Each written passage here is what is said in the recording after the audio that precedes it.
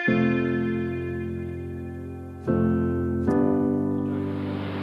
Friends, interviews का session चल रहा है, कैंपस इंटरव्यू का, और मिले जुले रिस्पॉन्सेस हमको मिल रहे हैं। ऑफर्स कुछ लोगों को आ रहे हैं जॉब के, कुछ लोगों को नहीं आ रहे हैं। बहुत अलग परिस्थितियों से आप गुजर रहे हैं। तो मैंने सोचा इस विषय के ऊपर ही चर्चा की जाए कि आखिर हमको इंटरव्यू के लिए करना क्या है।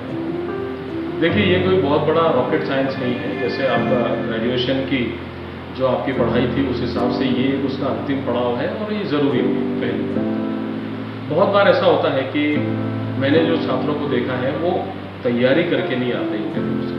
मतलब कि मैंने किस कंपनी में जाना है, कौन सी कंपनी है, उसका प्रोफाइल क्या है, किस क्षेत्र में काम करती है, उनके काम करने का तरीका कैसे है, उनके प्रोडक्ट्स कैसे हैं, उस प्रोडक्ट्स का मार्केट में वेटेज क्या है, यदि मैं उस कंपनी में ज्वाइन करता हूँ तो मेरा रोल क्या होगा, इस बारे में छात्र ने ज़रूर सोचना चाहिए। और अगर इसके सवाल नहीं आए, आपके जवाब नहीं मिले सवालों के, तो आपने हमको पूछना चाहिए, पहली बात। दूसरी बात ये थी कि जब कभी भी हम इंटरव्यू के लिए जाएं तो हमारी बेसिक तैयारी, जैसे जनरली इंटरव्यू को 3 कैटेगरी में डिवाइड किया जाता है। एक प्री इंटरव्यू प्रोसेस, एक इंटरव्यू का प्रोसेस और एक post interview process. Pre interview process में हमने तैयारी करनी है, बहुत प्रॉपरली तैयारी करनी है।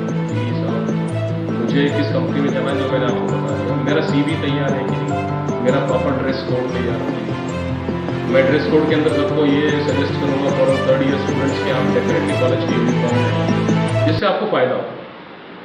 उसके बाद ड्रेस कोड के बाद मेरा CV प्रॉपर तैयार हो, उसकी 2 कॉपीज मेरे पास तैयार हो, मेरे सर्टिफिकेट्स के फाइल तैयार हो, मेरे शूज़ तैयार हो पॉलिश होकर प्रॉपर। अगर आप लड़के हैं तो आपके प्रॉपर शेप हो, अगर आप बालिकाएं हैं तो आपका हेयर स्टाइल एक प्रॉपर वे में हेयर कोम हो, आपके ड्रेस डिसेंट होना चाहिए, पहली बात। जब हम इंटरव्यू के लिए जा रहे हैं तो उसका बेसिक इन्फॉर्मेशन हमारे पास में हो। कहीं सुनी बातों पे दोस्तों ने बोल दिया, सहेली ने बोल दिया, तो मुझे लगा इसका इंटरव्यू तो ऐसा नहीं। डिटेल जानकारी मुझे, हम सवाल पूछने के लिए झिझकते हैं, जबकि आपके शिक्षक अवेलेबल है, हम अवेलेबल है। आप हमसे सवाल कीजिए, सर प्लीज़ हमको जानकारी दीजिए, ये इंटरव्यू कैसा होना है, क्या होना है, हम आपको जानकारी देंगे।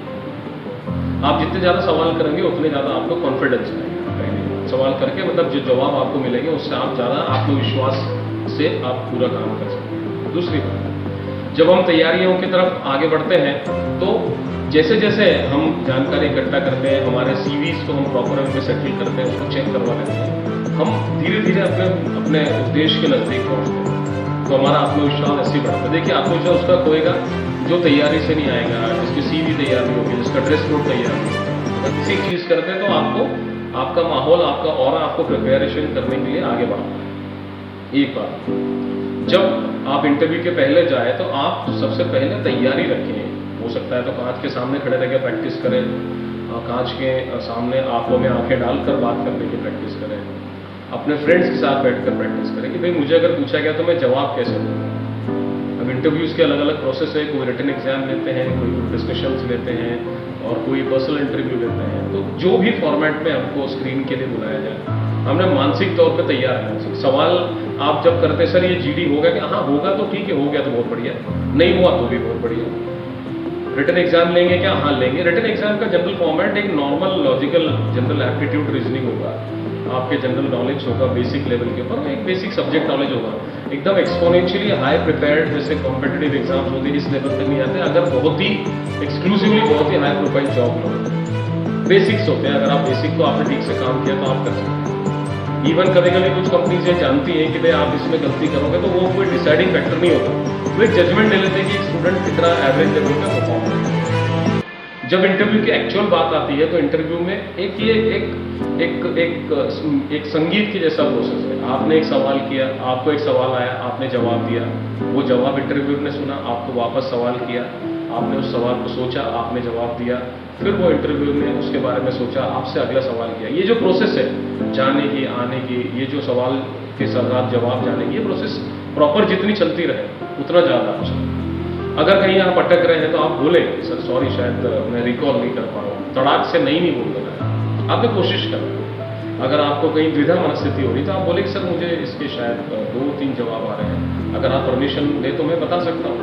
इंटरव्यूअर आपको अप्रिशिएट इसलिए करें, चलो कुछ सोच तो रहा है।